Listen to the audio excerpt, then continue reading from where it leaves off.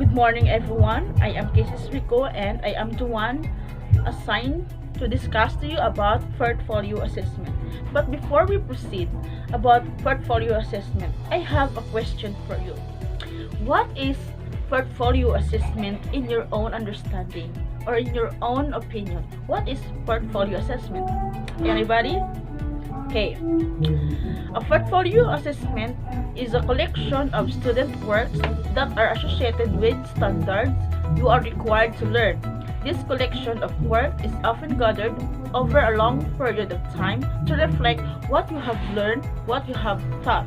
So, it is the compilation all of your activities, all your reflection, quizzes, and etc.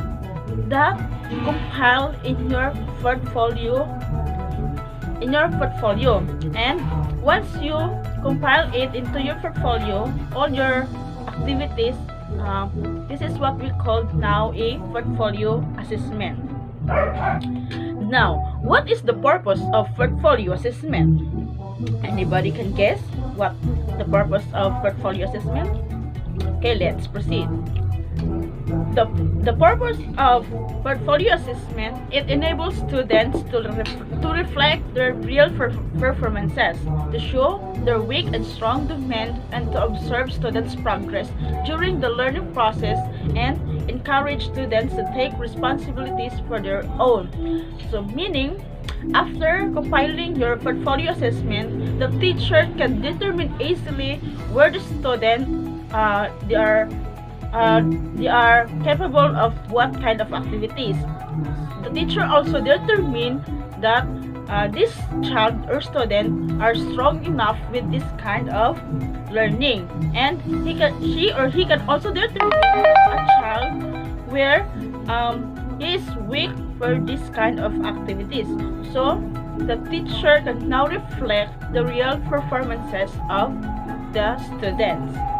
Now, let's proceed to the characteristics of portfolio. So I have here some list of characteristics. First, clearly defined purpose and learning targets. Second, systematic and organized collection of student products. Third, pre-established guidelines for what will be included. Fourth, student self-reflection and self-evaluation. Fifth, student selection of some works that will be included. And the sixth, progress documentaries with specific products and or evaluations. 7. Portfolios conferences between students and teachers. So, those are the 7 characteristics of portfolio assessment. Thus, the teacher and the student must be learn or must be able to know for the fast progress or for the knowledge that need to acquire for the students.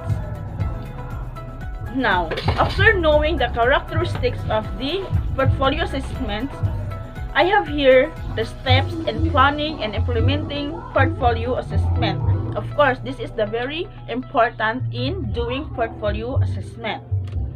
So, first thing to do is determine the purpose. Second, identify physical structure of what portfolio assessment will be, what portfolio assessment you are going to do. Third, determine source of content. Of course, it is very important of what content do you need in your portfolio assessment. Fourth, determine student reflective and scoring rubrics and scoring criteria. Of course, in doing portfolio assessment, we have rubrics or criteria in doing your assessment to achieve of a perfect portfolio assessment. Fifth, review with students. Of course, you are contact with your students to discuss of what portfolio assessment she has done. 6. Portfolio content supplied by teacher and or student.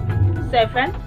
Student self-reflection, of course, and self-evaluation of students. And teacher evaluation of content, and student self-evaluation. Of course, this is the very important in planning and implementing your portfolio assessment. 9, student-teacher conference. You are having face-to-face or one-on-one conference to your student. 10, portfolios return to students for school. Of course, after doing your portfolio assessment, and it will be returned to the students also for their output. So those are the steps in planning and implementing your portfolio assessments. So this time I will be showing you some examples of portfolio assessment. So I'm going to flash it in my screen. So the example of portfolio assessment. So we have here. So that's all